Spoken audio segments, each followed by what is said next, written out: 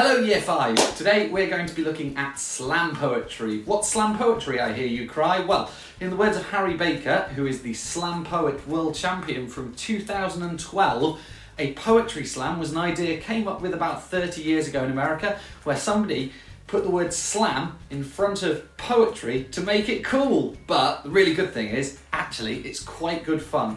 It's not only great to listen to, but it's really easy form of poetry to write. Let's have a quick look at our poetry toolbox to see which features we could use if we were going to write our own example of slam poetry. When we talk about poetry, the first thing that pops into people's heads is a sense of rhythm and rhyme. But actually, poetry doesn't necessarily have to rhyme. We're used to hearing rhyming couplets, but poetry can actually be a narrative form as well and include some other features.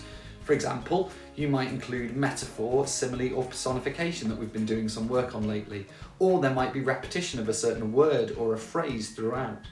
There might also be examples of onomatopoeia, when a word has been formed from the sound it makes, or even alliteration, where there's the same starting sound to a word or the same starting letter to a word that's repeated. Another feature we use are line breaks, and this is sometimes when we want to slow the reader down or if we want to make a point with certain words, so we drop our text to the next line. Now you might want to think about your punctuation, you might use a comma before you do a line break, or you might use a semicolon to create that line break. Now, those features of slam poetry also show up when we listen to slam poetry, and that's the next thing you need to do. You need to now have a listen to some slam poetry in action. So, I've given you the links to 2 different poems. Those poems are Face to Face by Sugar J Poet and Harry Baker's Paper People, which turned out to be the World Championship winning poem from 2012. It's really good. The alliteration in it is amazing. It doesn't sound like poetry either. It sounds a bit more like rap. The way in which he can say it without even looking at a script is an amazing thing, and he is an incredible poet. So, have a listen to those 2 poems and then come back. Don't worry, I'll wait. I'll be right here.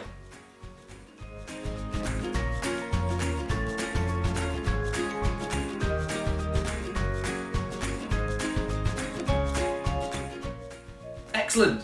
Did you have a listen?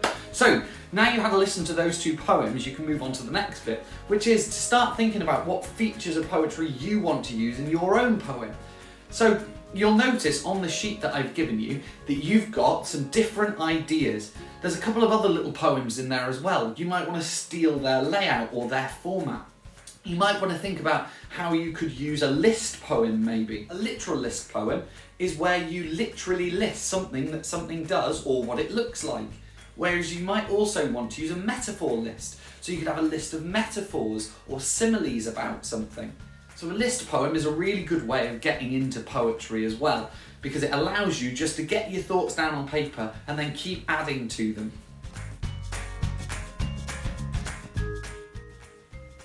There's a few key things to remember about writing poetry. You don't need to include everything all in one poem.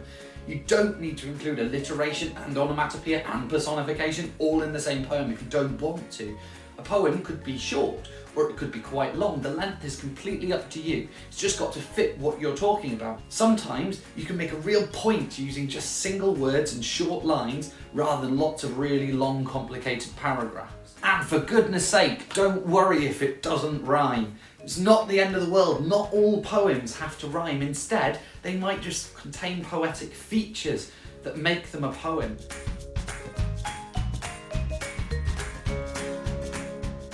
Here's just a few ideas of things that you could write about. You could write about a family member or somebody that makes you feel a certain way. Or you could write about certain emotions. You could take just one emotion and then expand it out into being a whole poem. You might want to write about lockdown and isolation. How's it made you feel? Has it been a bit like a roller coaster where you've had happy moments, where you've had sad moments, you've had moments where you felt really frustrated?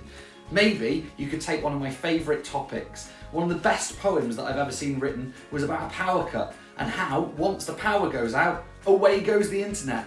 It takes the idea of face to face, that poem you saw earlier, and kind of takes it a step further to think about what it would be like if there was no internet, or if you hadn't got your mobile phone, or if you hadn't got your tablet. What would you do? How would you cope? Or You might want to talk about stage fright. If you're actually performing a poem, how does it feel? What feelings are going through your body? Can you feel butterflies in your tummy? Maybe you've got sweat dripping down your brow. How is it to actually perform something to somebody else? Or you could take a child's favourite question, why? Just keep questioning it. Why? Keep coming back to that word. Why? Or you could take this as a chance to try and change something in the world. Maybe you think it's time for a bit of a change, so you're going to do something topical. Maybe you're going to write something about, I don't know, plastic bags, pollution maybe. When you've written it, take the opportunity to perform it. Why don't you record it and send it to us? Or why don't you recite your poem to a friend on Zoom or to a family member? Get them to give you feedback. Have a think about what it is that they really like about your poetry. Focus on the positives. That's the really good thing to do here, because that's going to help you to get better. We would really love to see some of the poems that you're going to create, and I'm really excited to see what you come up with this year. You guys have got a really great opportunity to write about something very topical at the moment. I personally would be writing about lockdown. I'd be thinking about how it's made me feel and all of those roller coaster of emotions that we've all been through. So I look forward to hearing some of your poems soon, and I'll see you later. Bye.